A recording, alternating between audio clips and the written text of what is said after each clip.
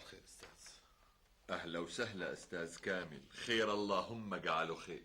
قلبي مرفرف زي الطير. استاذ بدنا اياك توقعنا على طلب. هات لشو؟ يه بدك تقدم استقالتك وليش بقى؟ استاذ والله يعني صاح لي شغل برا احسن. امو على عيني. هي مع عدم الموافقة. ليش استاذ ليش؟ شلون بنقدر نستغني عنك؟ أنا ما بقدر بستغني عنك، أنت موظف كفؤ. يعني استاذ اذا جبت انا بجيب لكم 100 واحد يقعد محلي بس يعني وافق لي؟ شو هالحكي اللي عم تحكي؟ شلون بدك تجيب لي 100 واحد؟ نعم في 100 واحد يقعد محلك، بس ما في حدا بكفاءتك وخبرتك، ما بيجوز. انت موظف قد حالك ومعبي مركزك وثيابك. بعدين يا حبيبي نحن اللي علمناك ونحن اللي دربناك ونحن اللي اعطيناك الخبرة مشان تخدمنا، بتقوم اخر شي بتتركنا وبتروح تخدم حدا تاني غيرنا. ما بصير هالحكي، بصير يا استاذ برا راح يقدروا نشاطي وراح يعطوني على قد كفاءتي. وبالداخل بتتركنا مقطوعين من امثالك. على كل هذا موضوع تاني انا مالي علاقة فيه بتاتا. والمعنى استاذ؟ المعنى خذ طلبك وحمول حالك وروح على مكتبك لا تعطلني مشغول كتير. مباشرة حملت حالي واجيت لعندك. الحق عليك. ليش انا بشو غلطت؟ لانك انت موظف نشيط وتشتغل من قلب ورب. لو كنت بايعها كانوا وافقوا لك على الاستقالة فورا. معك حق، ما حدا اكل بهالايام غير الموظف النشيط. بس ها بيكونوا هدول على حرمه اذا عاد اشتغل شغله مزبوطه بهالمديريه. لا يا كامل، لا يا كامل، لا تقول هيك. انت كنت شريف ونظيف ولازم تضل شريف ونظيف.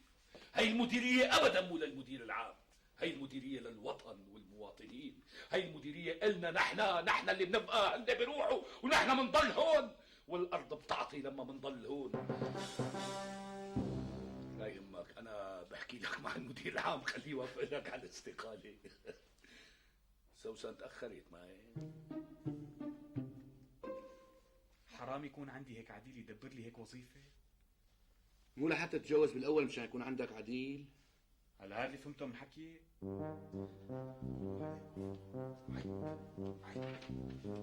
يا حال الشغله الحلو قبل بميته. شو كامل؟ بعينتك حزنان انه بدك تفارق المديرية. أنا لو محلك كنت زلغطت. ومين قالكم انه رح فارق المديريه؟ ليش شو صار؟ المدير العام ما وافق على الاستقاله. ليش؟ انا بعرف اللي ما له حظ لا يتعب ولا يشقى. قل لك شو تعمل؟ شو؟ ما زالك مستغني عن الوظيفة هون ومستغني. غيب من عندك، خلي المدير يعاقبك ويخصم لك من راتبك وبتنتهي. ليش بيصير؟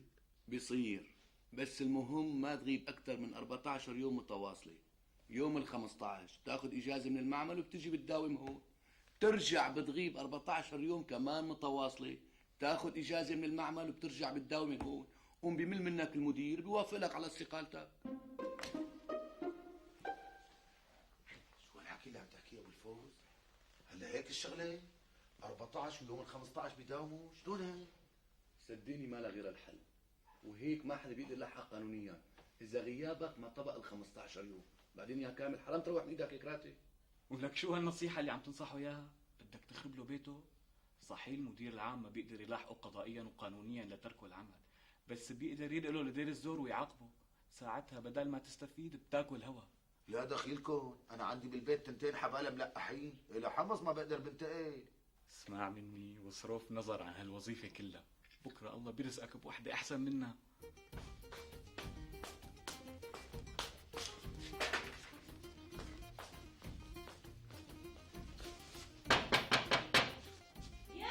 أنا شو بدك؟ تعي حبيبتي بدي إياكي بكلمتين.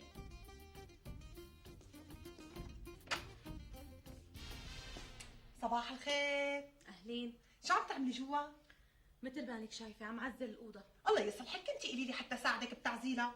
إيه ما حبيت عزبك، معلش هي أوضة وبساويها لحالي. يا عيب الشوم يا عيب الشوم عليكي، مرة تانية بنعزلها نحن اثنين سوا بتصير أحلى وبنساويها جنة. تعي حبيبتي تعي، يلا تعي روحي سوي خدي.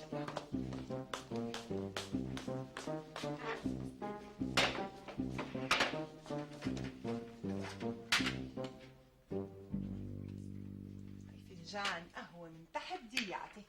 يسلم دياتك. وإيديكي. بتعرفي سعاد، اشتقت لك بهالكم يوم اللي غبتهم. تشتاق لك العافية، بس يعني بلا مؤاخذة، من وين اجتك هالمحبة هيك فجأة؟ لا يا سعاد، لا يا سوسو، بزعل منك إذا بتحكي مرة تانية هيك. من أول ما دخلتي على البيت دخلتي على قلبي فورا، هيك سكارسة بدون فيزا. بس بتعرفي الحامل بتكون أعصابها متوترة مشدودة. لا تواخذيني. وهلأ شلون صارت أعصابك؟ الحمد لله مرتاحة. ايه، الله يديم المحبة بيناتنا. بتعرفي سعاد، يعني لازم نحن بقى نسلم بقضاء الله وقدره ونعيش مع بعض ككانة وأخواتها. شو رأيك؟ أنا موافقة. يعني صافي يا لبان؟ حليب يا قشطة. مالك حاملة بنفسك مني شي؟ لا خلص، أنا نسيت كل شي. إيه الحمد لله. تسلمي لي يا محبة.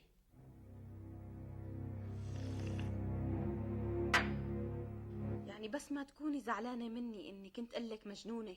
مجنونة؟ رجعت تقولي لي مجنونة؟ لك يخرب بيتك من حالك. أنا مجنونة وليه؟ أنا مجنونة. يا حبيبتي تعي يا حبيبتي. بمزح معك ايه؟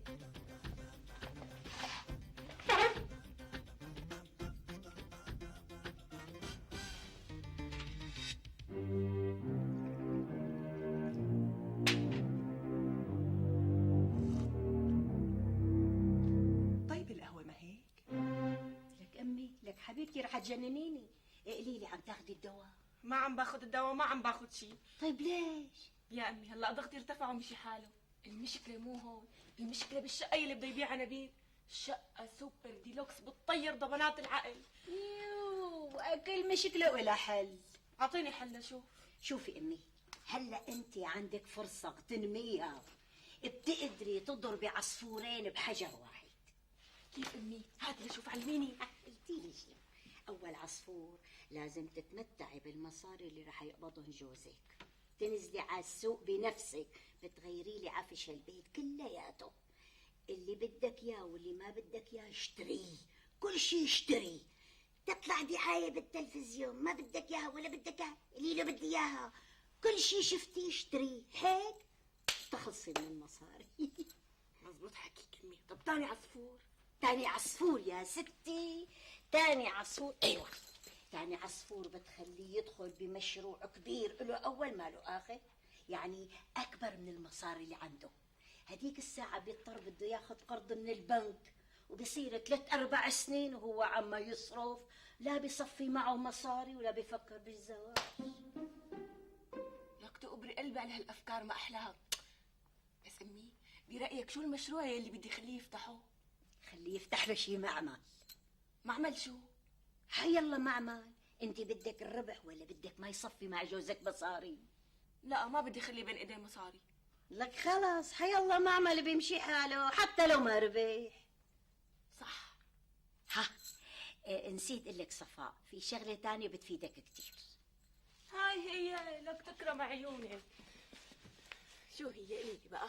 خلي جوزك يدفع لي نص مليون تمارة حق البيت. هذيك المرة غدرتوني واخذتوا البيت مني ببلاش. لك تكرم عيونك من عيوني. بس امي ما عاد بدي اياك تتخانقي مع عم ابو سعيد. ما بدنا نرتيا من قرنه ونبخشها من قرنه ثانيه. ايه تكرم عيني، ما بقى اتعدل انا وياك كرمالك. الله يخلي لك اياه يا رب. انا بلاك شو بسوى؟ ما بسوى شيء انا بلاك. خير شو بدك؟ استاذ، ممكن من بعد اذنك توقع لي هالطلب؟ هاتها شو؟ يه كمان انت بدك تستقي؟ شو بدي اعمل؟ استاذ المعاش هون ما عاد عم يكفي، يعني لازم حسن وضعي واسعى للافضل. لا تكمل خلاص فهمت عليك. ها ناولني القلم. مع الموافقة شوقي شرف، بتمنى لك التوفيق بمجالك الجديد. كتر خيرك، كتر خيرك، شكرا لك استاذ.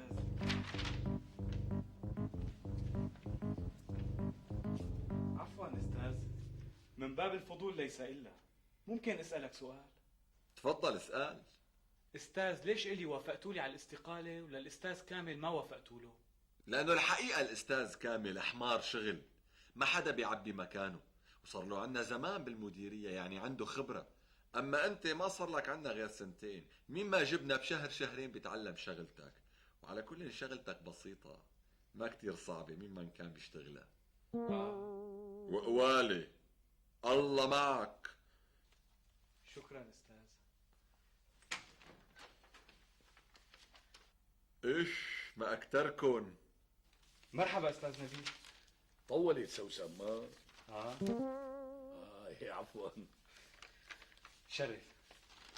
شو استقالتك وموافق عليها المدير العام؟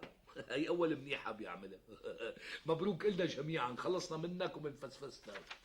بس حضرتكم ما سألتوني ليش قدمت الاستقالة. حضرتنا ما بيهمنا، لانه حضرتنا ما لنا متعودين نتدخل بخصوصيات حدا. أنا قدمتها كرمالك. كرمالي؟ شلون كرمالي؟ منين فوتني بالضرب انا؟ قدمتها كرمالك وكرمال رفيقك اللي عنده معمل. لا هي ما فهمتها مفسفس، اعرف لي اياها.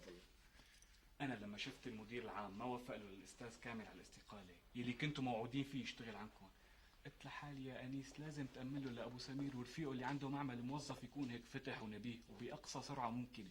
قمت طلعت لعند المدير العام ووافق لي على الاستقالة وإجيت لعندكم، وأنا هلا تحت تصرفكم. خذ عمي، خذ استقالتك وروح دور بالشوارع على شغل جديد. صاحبي ما عاد بحاجة لموظفين. لكن شلون كان بده يوظف كامل؟ إكراما إلي. لأنه عديلي، أنت عديلي شيء. يا لطيف، حتى بالقطاع الخاص في واسطة؟ عندك مانع؟ الله مع دواليبك. يعني ما في مجال؟ طولت سوسن ما هيك؟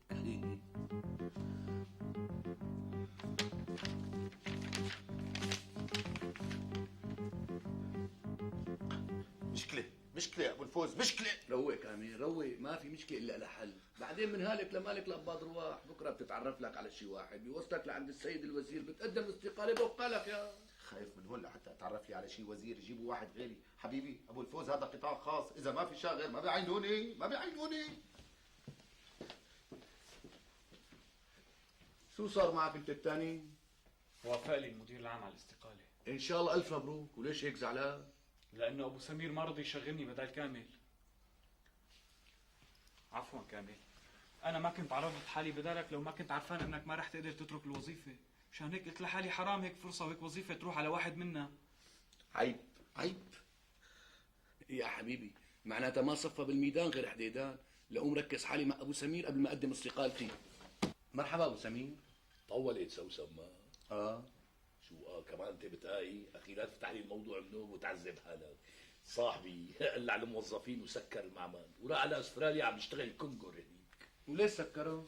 هيك من غلاظات رفقاته، كل واحد بيعرفه بيتصل فيه كل يوم، ما على شغل لي فلان وشغل لي علتان، كل واحد منهم بده يشغل له 4-5. قال لحاله ما بده يخجل حاله قدام رفقاته، ضب مصاري بجيبته الداخليه وبوشه كونغور على استراليا. ومن هون لهون؟ من هون لهون احسن شيء ترو من هون. شوف، هو معك حق تخجله لأنيس، لأنه واحد فساد وعوايني وملمع، وهو ياما حكى عليك بالعاطل، بس أنا ما بحكي عليك إلا بالمنيح. وانت كمان فساد. أنا؟ ايه انت. إمتى فسدت عليك؟ علي ما بيطلع لك تفسد، لا انت ولا غيرك. انت ما فسدت علي، بس فسدت على غيري. على مين؟ لسه من شوي فسدت لي على انيس وقلت لي عنه فساد، صح ولا لا؟ بس أنا ما كان قصدي. طولت سوسن. نعم، شو المطلوب هلا؟ يعني أستاذ، أنا حسبت الشغلة براسي، لقيت إنه الشغل هون أحسن لي بكتير من الشغل بالقطاع الخاص. يعني هو صحيح هنيك بيدفعوا راتب أحسن، بس سبحان الله الواحد بيضل بحس حاله عم يشتغل عبد عند صاحب العمل، بيتحكم فيه وبيمص دمه وبيهلكه لحتى يعطيه راتبه، وإذا ما اشتغل ب10 أضعاف الراتب اللي عم يعطيه ما بيشغله. مزبوط، معك حق. شو المطلوب مني هلا؟ قلت لي عم يمص دمه. يعني شو بدك بالضبط؟ أستاذ بدي بس اتراجع عن الاستقالة بعد إذنك. خلص ما في مشكلة، لو انت رايح على مكتبك شقة هنيك واعتبر الموضوع كأنه ما كان. شكرا استاذ. شكرا استاذ. استاذ انا بخدمتك، اي شيء بدك اياه انا بخدمتك. ما بدي منك شيء، حمول حالك وانقبر على مكتبك، يلا روح. وقوال ان شاء الله بدك، انا ما صدقت ارتعت منك، بترجع بتطلع لي بالآن. حمول حالك وانقبر على مكتبك عم قل لك.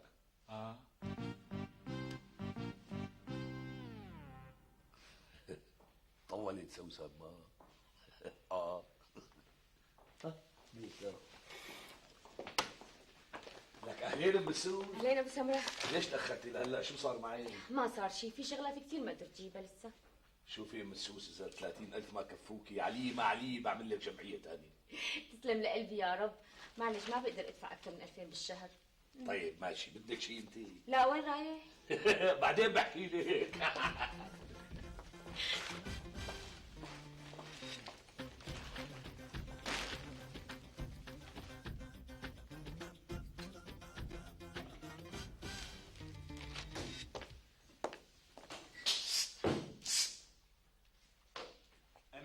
لا يا تعال كامل. شو ده؟ خلينا نبعد شوي. عيب عيب. قديش الساعة؟ قد ما فيك شنان. غليظ ونص وخمسة. رو لجوا. ليه؟ شو الموضوع؟ غليظ. بتجيب لوحة مقطعة 49 مربع. اللوحة متقطعة مربعات 9. بتجيب ورقة 49 ورقة، بتكتب لي اسماء الموظفين على الورقة نفس اللوحة، يعني نفس الورق متفق. صح علي. صح علي ما علي، بقدعك بوكس بوصلك لعند المفسفس. أول شي لازم تشتري أوضة نوم جديدة إلكم، واسمه صارت أوضتي إلكم. طبوا هالكراكيب اللي فيها واشتروا لهم لهالولاد أوضة مرتبة، ولهالأوضة هي اشتروا لها أوضة هيك، أوضة قاعدة مرتبة، واشتروا براد جديد، وخليه يجيب لك جلاية، وهذا فرن، وشو هذا اللي بيسخن الأكل، ميكروويف، ايه، وفريزر على الهوا. شو بدي اقول لك؟ بعدل لك قد ما بعدل لك ما بخلص، بس اوعي تقلي له غسالة، الغسالة لساتها جديدة. وبيرضى يشتري لك لهالغراض؟ لازم يرضى، لازم تقنعيه انه المصاري خلقت ليتمتع الواحد فيها. بس لما قبض 400,000 من مدير الرقابة والتنبيش قلت له يغير لي عفش البيت، ما قبل. خايف اذا فتحت معه الموضوع يعصب علي، وانا ما بحب خليه يعصب. لك امي لما كان معه 400,000 شكل، بس هلا في حق شقة بلاوي شكل تاني. معك حق. اذا تجاوب معك اطلبي كمان. شو اطلب؟ اطلبي منه يشتري لك الك وللولاد اواعي، خليه يشتري لك موبيل، يشتري لك سيارة ضخمة، يشتري لك طقم الماس غالي وثقيل، لك شبكة انت حوبة في 100,000 طلب وطلب، ممكن المرأة تطلبه من جوزها شبكة. معك حق، بس ضربتين على الراس بتوجع امي. خلينا بالاول نمرق موضوع عفش البيت، بعدين بطلب الطلب الثاني منه. مثل ما بدك. طيب شيء اوله باول دمشق واخره باخر حلب. هي سهلة كتير. اذا سهله احذريها لشو؟ طريق دمشق حلب. لا ما حذرتي. شلون لكان؟ دب. شو هالحكي؟ دب؟ في دب طويل كتير كتير، اوله بدمشق واخره بحلب. لكن الدب اول حرف من الدب دال باول دمشق، واخر حرف من الدب اب باخر حلب. عديل، هي عملت لك الكرتونه اللي قلت لي عليها. الله يعطيك، هلا كنا بسيرتك. فعلا انت اولتك باول حلب واخرتك باخر دمشق. دب. غلط انا قلت. بدي. عديل، نحن عاملين هون يا نصيب، انا والشباب كلياتهم، كل الشباب دفعوا، عرفت شلون؟ بس نحن عاملينها على هسي مشان المدير ما يدرى. ايه وقديش النمره؟ النمره ب 200. ليش كل هالقد غاليه؟ لك يا اخي كمان الجائزه الكبرى محرزه 10,000 ليره، وانا امكلكم اسمين على كيفك. شوف هنا 3 و4. تجيني لشو؟ مزبوط. ليك هشام ورشا ومازن ونعاس ابو غياس ايه الاصلع. اي لا مزبوط. كلهم مشتركين. اذا قلنا 50 ضرب 200 10,000 مزبوط. ايه هاتي لك 200 ورقه. لا ما بدي حظي وبعرفه. لك لا تخافي، اذا خايفه من حظي انا مالي حظ بهيك مبالغ تافهه. انا يا ام السوس حظي طيب بفيلا، سيارات، شقق سكنيه سوبر ديلوكس من هون وطالع. طالما هيك بدي اجرب حظي هالمره، سجل لي اسمي لشوف. على راسي. اعطيني عديل. زايد 3 ولا 4 انه بدي؟ الأربعة. خلص 3 مثل ما بدك. سن عديل ما زاد غير 4. شو سجل لك؟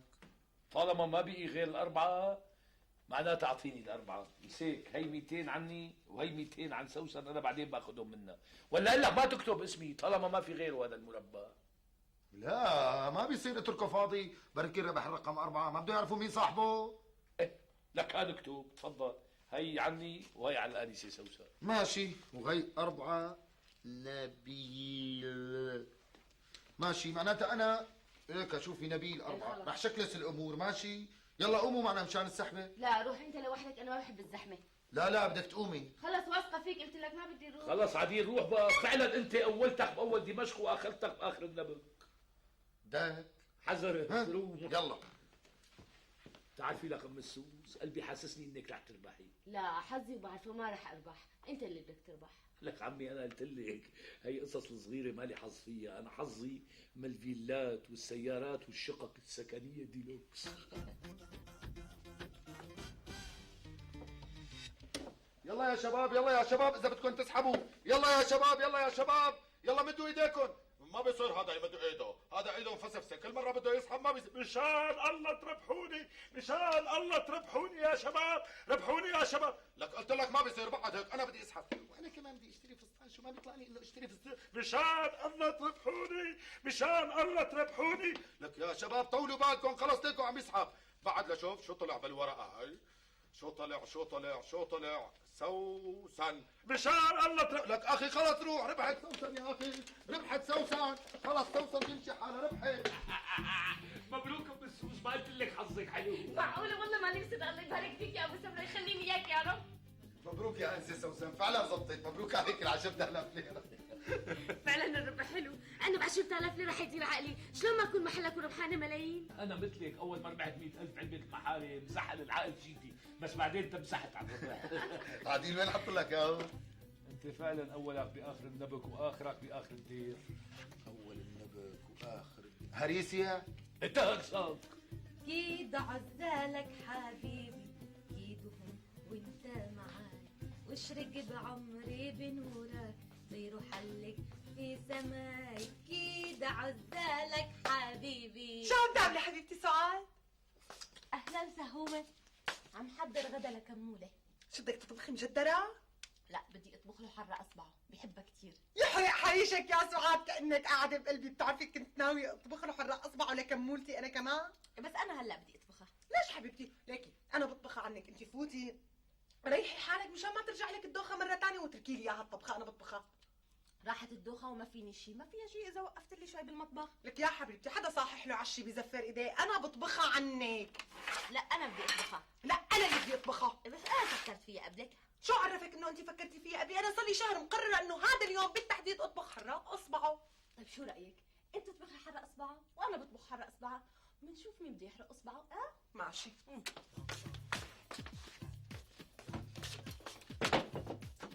احذري شو.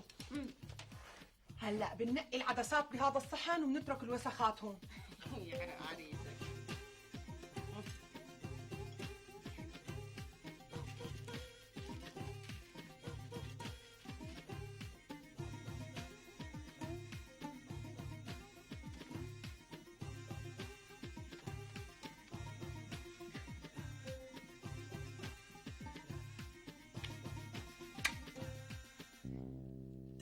مثل ما عم اقول لك استاذ. انت متأكد من هالكلام منيح؟ طبعا متأكد. طيب بركي طلع حكيك مو مزبوط. وقوالي عاقبني. بشرفي لعاقبك. انت بتعرف انه الاستاذ كامل بيكون عديله لابو سمير؟ بتعرف يعني اذا طلع كلامك مو مزبوط بتعلقني بلسانه لابو سمير؟ استاذ انا شفت اللوحة بايده، وهذا الشيء ممنوع بالمديرية. عم يبتز الموظفين بقلب المديرية وعم يضحك عليهم. استاذ اوقات بيكون عرفان الاسم اللي بده يربح، بيقوم بيشخط الاسم وبيحط اسم عديله بمحله مشان ما حدا يربح، وبيتقاسم المربح مع عديله. متأكد من هالشي منيح؟ طبعا متأكد. طيب أنا بفرجي لك إياها. يا سارة بعتي لي الأستاذ كامل لعندي فورا إذا بتريدي. المهم شحطونا كلياتنا نحن والمكرو على باب مصلى ونزلونا دقيقة شوي.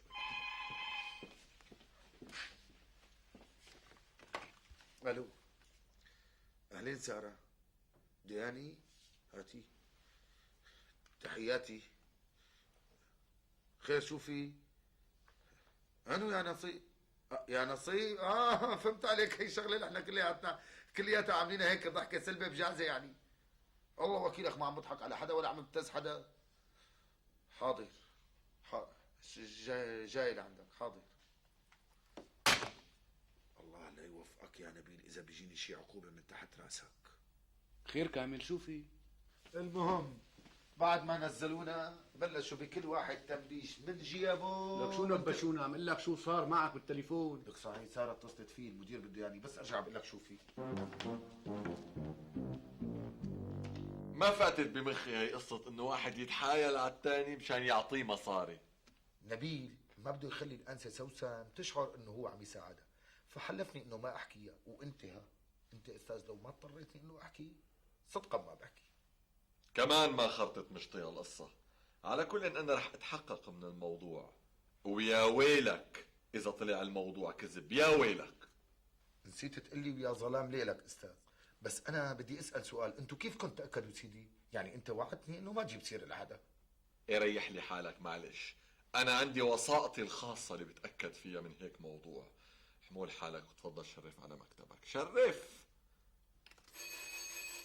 ردي ام السوسي يرضى عليكي.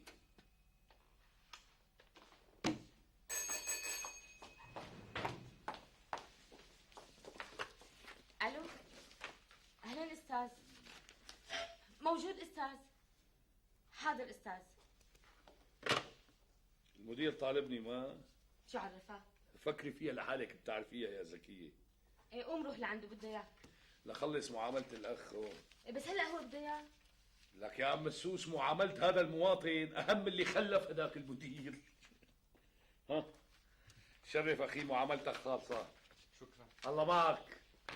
هلا بعد ما انتهت معاملة المواطن بقدر روح شوف المدير.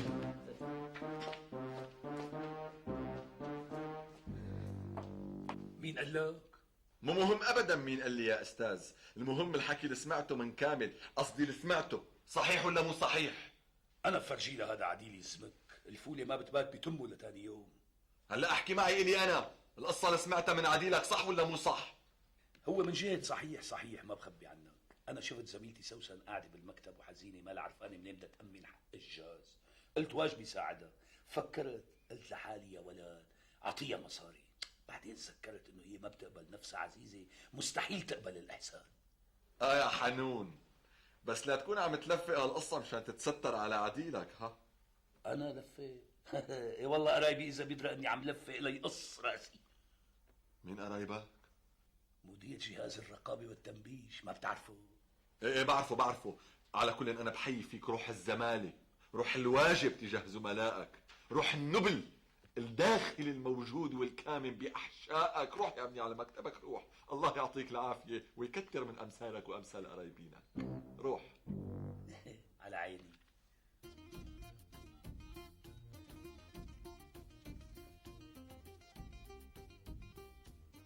أهلين عبدو، أعطيني الأنسة سوسن من مكتبي.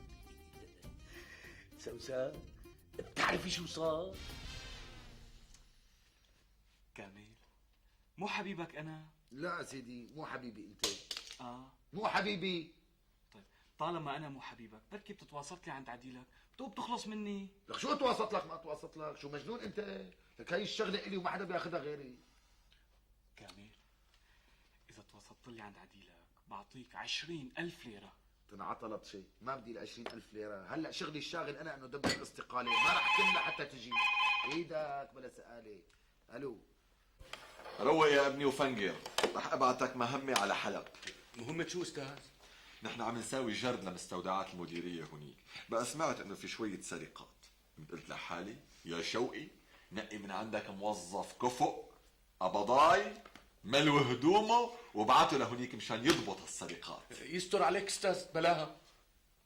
ليش بدها؟ فيها اذن سفر. ما هو المشكله باذن السفر يا استاذ؟ شبو اذن السفر؟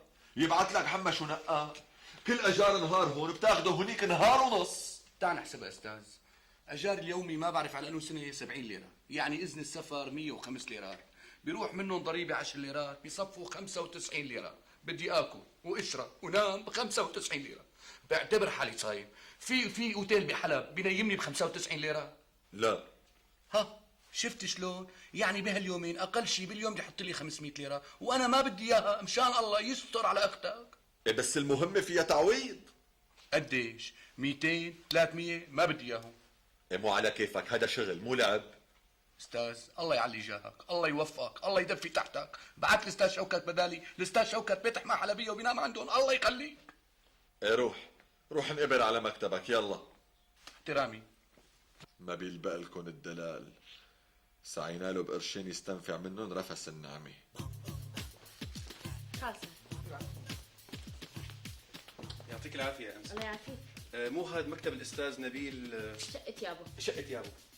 نعم هون، شو بتريد منه؟ بدي إياه بشغلة خاصة إذا سمحت. هلا هو مو هون، شوي ثاني بيجي، تفضل استنى زبدة. طيب.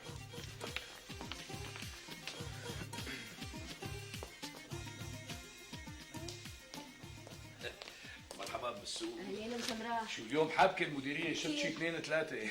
الاستاذ عم ينتظرك، بده اياك بشغله خاصه. اهلا وسهلا. أهلا وسهلا. اهلا وسهلا، تفضل. خلينا إياه. نعم امور، بشو بقدر خدمات؟ يا سيدي أنا بكون جارك الحيط على الحيط بالشقة اللي اشتريتها حضرتك ببناية السيد توفيق عين القط. يا ميت اهلا وسهلا، اهلا وسهلا، اهلين جار.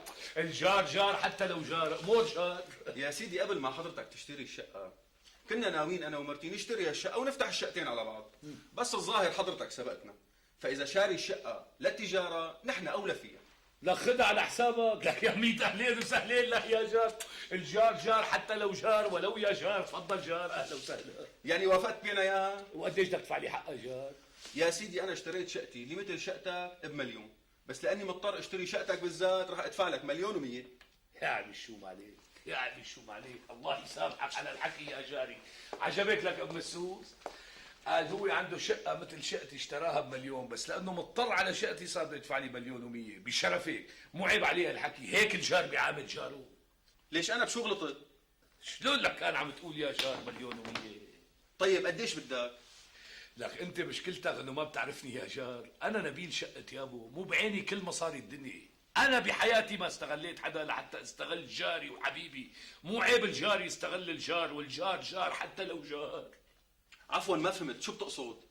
انت عم تقول انه شقتك مثل شقتي، وشقتك يا جار اشتريتها ب1,000,000، معناتها تعطيني 1,000,000 وخذ شقتي. لا يا جار على حسابك، الجار جار حتى لو جار يا جار. عم تحكي جد؟ لك فكرني عم بمزح معك، في مزح بيني وبينك، بعرفك شي من اول خادمين عسكريه نحن سوا شي، انت جاري والجار جار حتى لو جار وبس. بس يا استاذ مشان الله خلينا بالجد. إيه وين شايفني لكان لساتنا بالجد. يعني هلا انت رح تعطيني الشقه ب1,000,000 بس؟ لك مو بس اذا بدك ب1,000,000، بدك 900 خدها، ما بدك تدفع مصاري خدها. لك شبك الجار جار حتى لو جار يا جار. انت بتحب نوقع العقد؟ مصاريك جاهزه؟ جاهزه. شرف معي، تفضل تفضل. ما راح اقول لك لوين رايحين لانه بتعرفي. راجع؟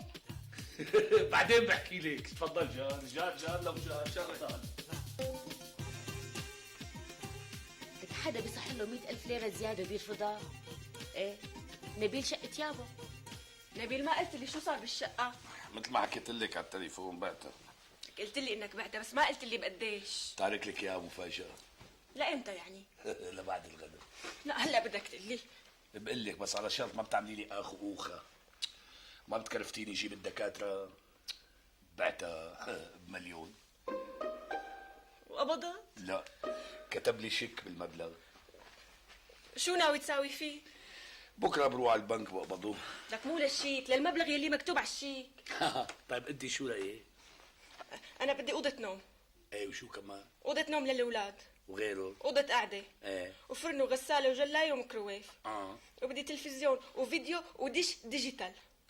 وبدي برأيي بس انا شو رايك بتكمليهم بعد الغداء؟ بدي اتغدى انا. بدي اتغدى انا لوج مو ديجيتال. يا ربي شو قصده من الحكي؟ يكون عم ياخذني على قد عقلي. بده يجيبهم غصبا عنه. انا بورجيك. ها يسلم دياتكم، من زمان جاي على بالي اكله الحراق باصبعه، تقبشوني انتوا التنتين ما احلاكم. تقبر قلبي حبيبي، دوق الحراق اصبعه تبعي ما اطيبه. يا رب. لا حبيبي دوق انا حرق اصبعي ما اطيب. يا رب. لا حبيبي، حراق اصبعي اطيب بكتير. لا حبيبي انا اصبعتي اطيب بكتير. يا رب. لا حبيبي هلا بتدوق بتتاكد. يا لا رب. روحي لك ايه بس بقى، ما عاد بدي اكل لا اصبعتك ولا اصبعتها، ما عاد بدي. منيح هيك؟ روقتوا انبسطتوا؟ شوف كامل اذا ما بتدوق من طبختي بطلت اطبخ لك اياها. ايه انا كمان كامل، اذا ما بتدوق من طبختي كثير بدي ازعل منك. على اساس انت وياها الشيف رمزي ما بدي اكل من ايديكم، قوموا قولوا لي بطين. ايه انا بقلي لك. لا انا بدي اقلي له. لا انا اللي بدي اقلي له. انا بدي اقلي لا له. انا اللي بدي ما اقلي له. لك انت وياها بتفوتوا على المطبخ بتتخانقوا جوا مين بده يقلي. هون اتركوني روق. انا بدي اسبح. انا بدي اسبق. يخرب بيتي.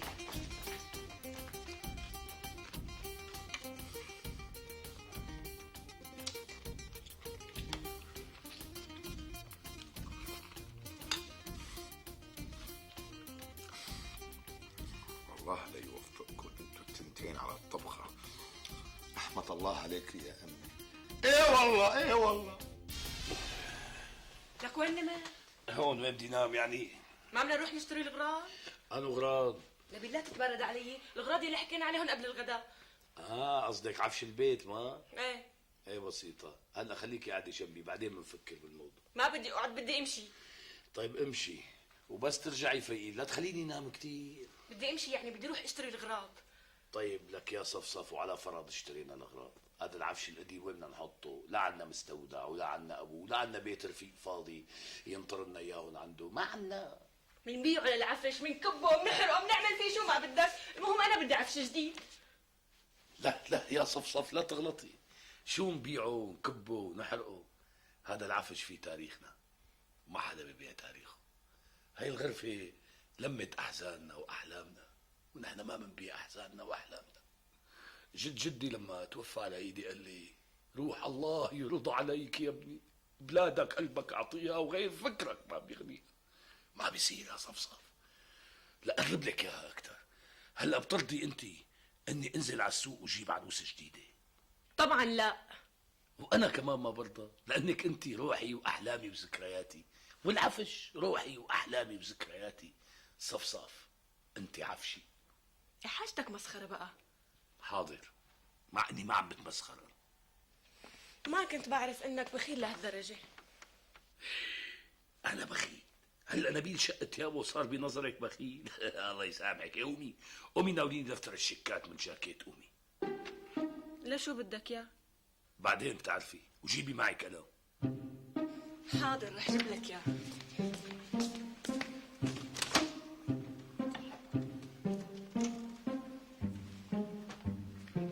تفضل. هاتي القلم. تفضل. ولك تكرم عينك. يلا ها خذي هدول وتشبرقي فيهم. بدي اتشبرق ب10,000 ليرة؟ لك بشو بدك تشبرقي ب10,000 فرنك؟ عم تضحك علي نبيل ما؟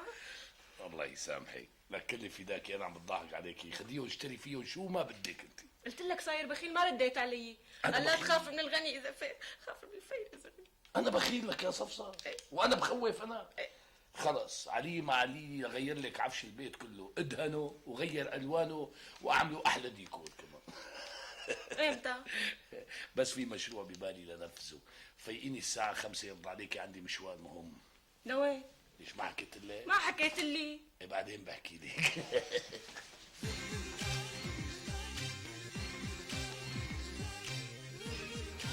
يلا يا شباب جاي سيارة، حمونا حالكم.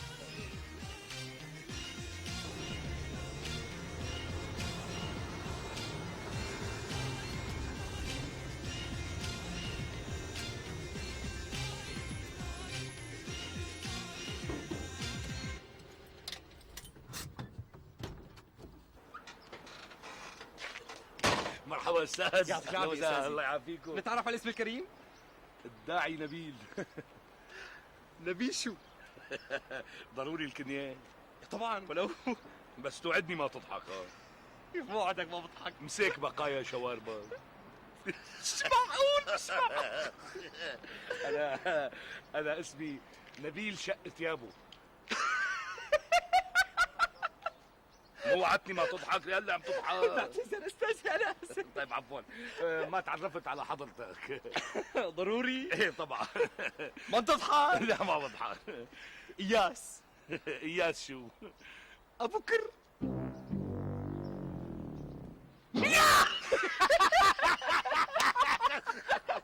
ايه زيدي شو المطلوب هلا؟ ايه استاذي. الشيء اللي بدنا اياه انه نحن رح نحذرك حزازير، والمهم انك جاوب عليها وبتاخذ جائزه اذا بتعرف. مبينه اليك في كاميرا وصوت ومكتوب تصوير تلفزيوني، معناتها انتم من التلفزيون صح؟ لك مظبوط. ناولني الجائزه. ناولني الجائزه. لك لا ما جاوبت على الجواب لسه. شو الجواب؟ شو سؤال استاذي اول؟ شو؟ اي اول شغله رح اعرفك بالبرنامج اللي انا عم ساويه. نعم. انا عم بعمل برنامج اسمه يا مستعجل الحاني لقلك. ونحن بنسال مجموعه اسئله، اذا عرفت تجاوب عليها بتاخذ جائزه كثير منيحه. ايه انا جاهز، تفضل اسالوا بس لا تصعبوا علي. لك لا ولو. تعال هلا. اخي من غير ما تسالني واسالك قل لي شو الجواب بعطيك نص الجائزه. انا شو؟ لا استاذ نبيل ماشي الحال. ايه سيدي شو هو الشيء نعم اللي رجليه على الارض وراسه فوق النجوم؟ ممكن مرة ثانية. الشيء اللي رجليه على الارض وراسه فوق النجوم. مبينة هي سهلة.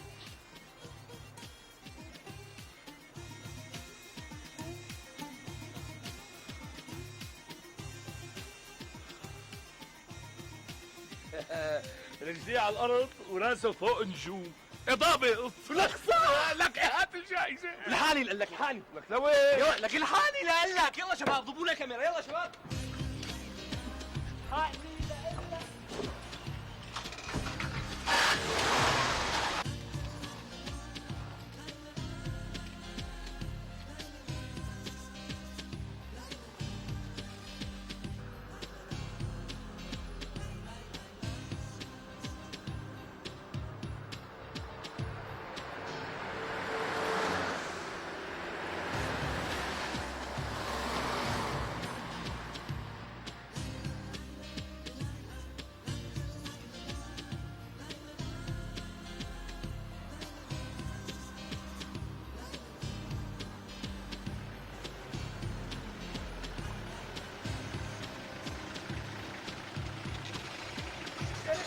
شرك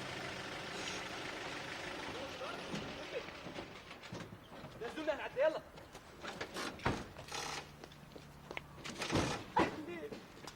اهلين وسهلين. لوين جايبني على القرنة المقطوعة؟ وين الجائزة؟ شرف معي ونقي جايزتك بنفسك استاذ نبيل. اسمع لك علي ما علي، اذا بتكون عم تعمل معي مقلب او من هدول تبع الكاميرا الخفيه اضحك بوكس، خلي الناس يتحذروا سنه. شلون كان شكل وشك؟ وما يحزنوا. مش معقول. اعوذ بالله. شو حكي استاذي؟ ما رح نعمل معك اي فصل بايخ. تفضل شرف. يا راسي شرف. على راسي. يا شباب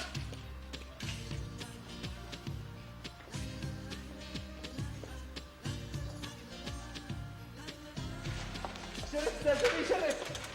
لك اخي لوين جررني انت؟ لوين؟ نعم هي المحل كلياته على حسابك. طابق ارضي، طابق اول، طابق ثاني، موزيك. نعم.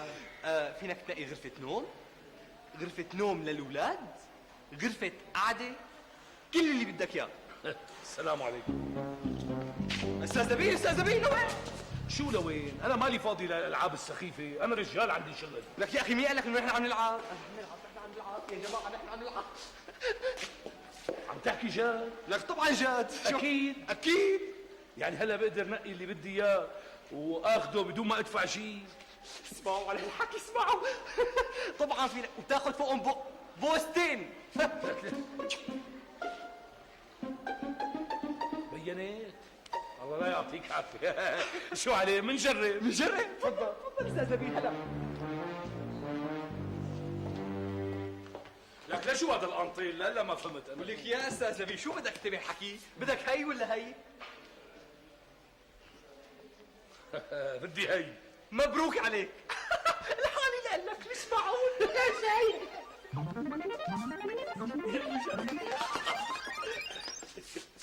شو رايك؟ يا سلام، هي بقدر اخذها؟ لك طبعا. يا عيني، فوق بروسلي وتحت ملعقه.